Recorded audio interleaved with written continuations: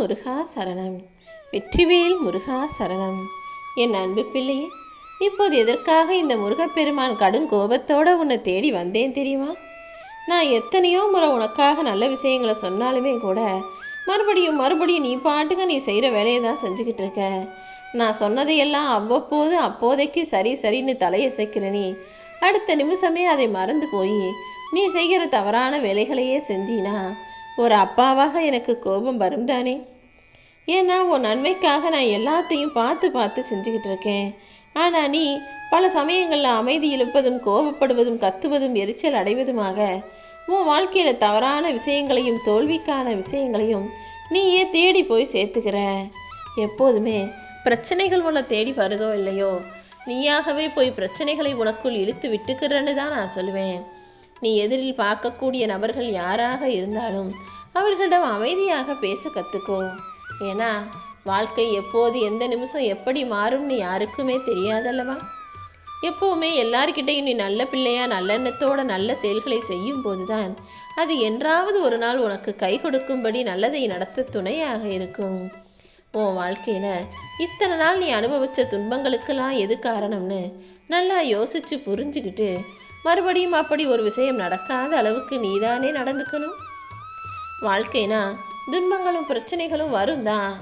ஆனால் அப்படி வரும்போது ஏன் வந்தது, எதுக்காக வந்ததுன்னு யோசித்து அலசி ஆராய்ஞ்சு அந்த தவறுகளை திருத்தி கொண்டு மறுபடியும் நீ நிம்மதியாய் வாழ்வதற்கான வேலைகளை செய். ஒவ்வொரு நாளும் வாழ்க்கையில் நம்ம ஜெயிச்சிருவோம், நமக்கு நல்லது நடந்துருன்ற எண்ணத்தோடு தானே காலையில் எந்திரிக்கிறாய். நிச்சயமாக கூடிய சீக்கிரமே வெற்றி உன் பக்கம் வந்து சேரும்படி நான் செய்கிறேன். ஆனால் அதுக்கு முன்பாக நீ சில விஷயங்களை செய்யணும் என் செல்வமே. யாராவது உன்கிட்ட சண்டை போட்டாங்கன்னா எப்படிரா உன்னை பழிவாங்கலான்னு தான் திட்டம் போட்டு காத்துக்கிட்டு இருப்பாங்க. ஆனால் நீ என்னவோ உன்னை போலவே எல்லாரும் இருப்பாங்கன்னு நினச்சி அவங்க மறந்துருப்பாங்க மன்னிச்சிருப்பாங்கன்னு நினச்சி யாரையும் தேடி போய் பேசினா கடைசியில் நீ தான் ஏமாந்து போய் வருத்தம் அடைவாய். ஒருத்தருக்கும் உன் மனசுக்கும் அல்லது உன் குணத்துக்கும் ஒத்து வரலன்னு தெரியும் போதே நீ அமைதியாக அவர்களை விட்டு ஒதுங்கி விலகி நின்றுடு. வாழ்க்கையில் எத்தனையோ பேர் உனக்கு கஷ்டத்தை கொடுப்பாங்க, சில பேர் காலை வாரி விடுவாங்க. ஆனால் இவங்க எல்லாத்தையுமே நீ கடந்து வந்தால் மட்டும்தானே உனக்குன்னு ஒரு இடத்தை பிடிக்க முடியும். நீ தொடர்ந்து முயற்சி செய்யும்போது உனக்கான உயர்வான இடத்தையே உன் கைகளில் நான் ஒப்படைக்கிறேன். கசப்பான விஷயங்களையும் கஷ்டமான நிகழ்வுகளையும் நீ கடந்து வந்துடணுமே தவிர நடந்ததையே நினச்சி கவலைப்பட்டுக்கிட்டே இருக்கக்கூடாது.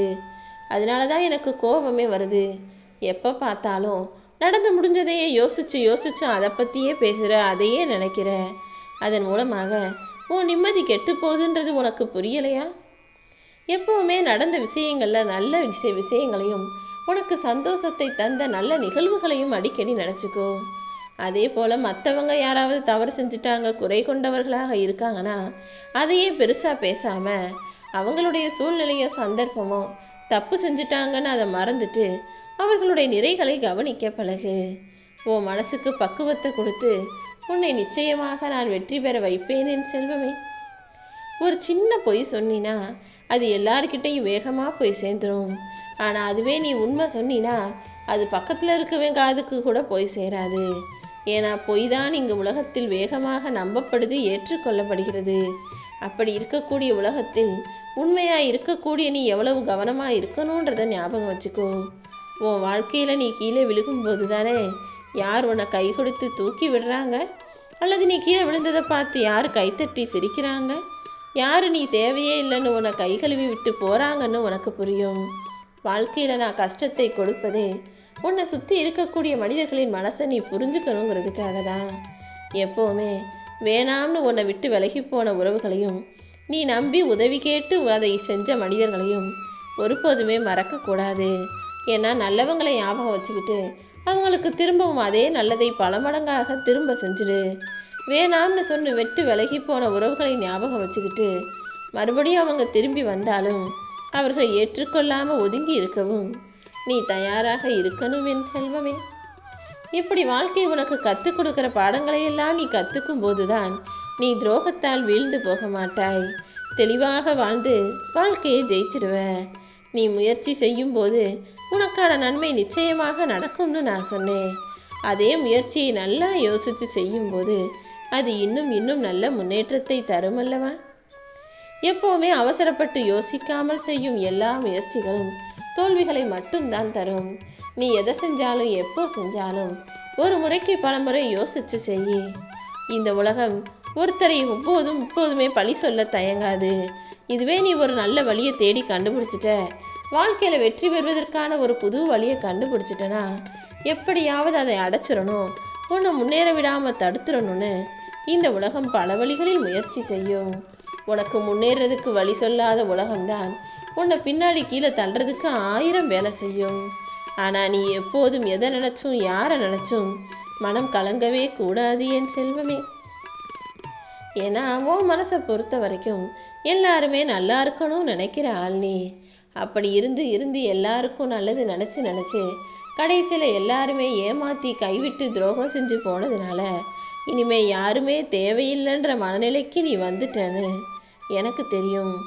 நல்லவர்கள் உண்மையாக இருப்பது அடுத்தவங்களுக்கு பயந்து இல்லை, அவங்களுடைய உண்மையான உள் மனசாட்சிக்கு பயந்துதான்.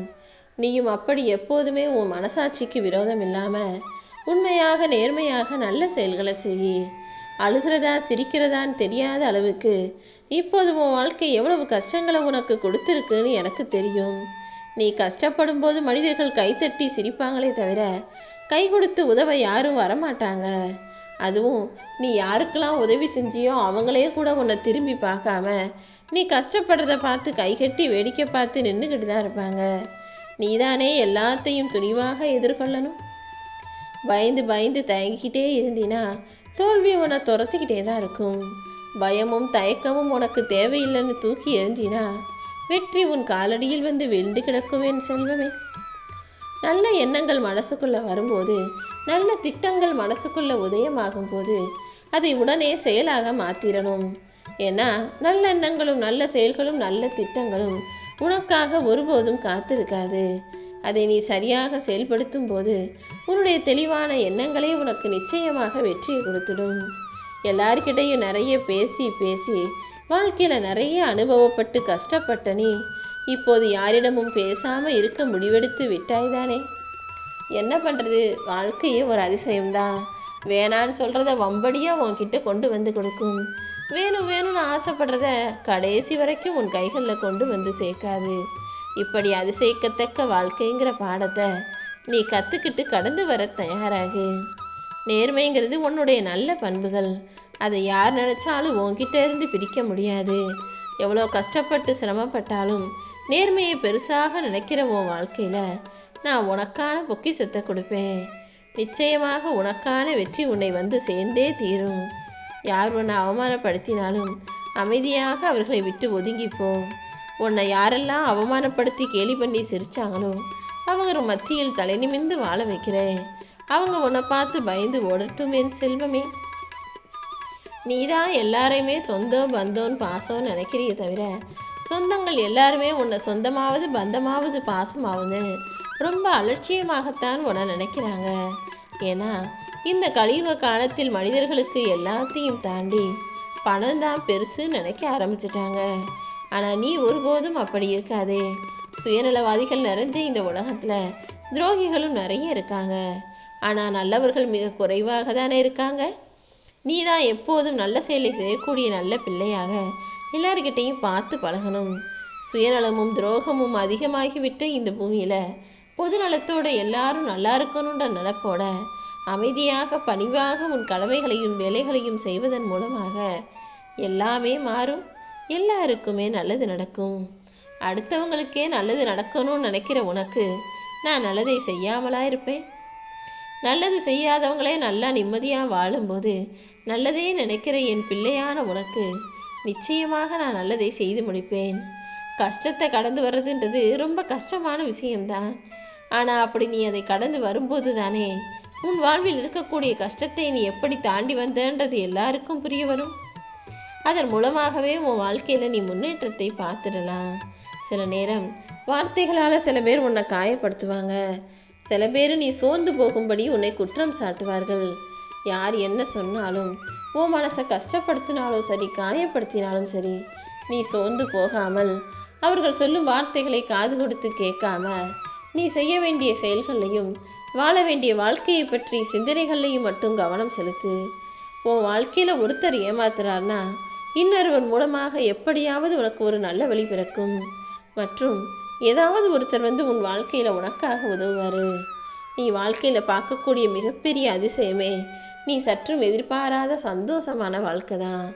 அந்த சந்தோஷமான இன்பமயமான வாழ்க்கையை உனக்கு அமைச்சு கொடுக்கறதுக்காக தான் கொஞ்சம் உரிமையோட கோபத்தோடு உன்னை தேடி வந்தேன். இந்த காலகட்டத்தில் யாராவது உதவின்னு கேட்டதும் நீ கொடுத்துட்டினா உன்னை நல்லவங்கன்னு சொல்லுவாங்க. இல்லைனா இந்த உலகத்தில் இருக்கிறதுலே நீ தான் கெட்டவன்னு சொல்லுவாங்க. அதனால் கொடுப்பதை மட்டும் ஒருபோதும் நிறுத்தி விடாதே. அதன் மூலமாகத்தான் நீ இந்த பூவுலகில் பல்லாண்டு வாழுவாய்.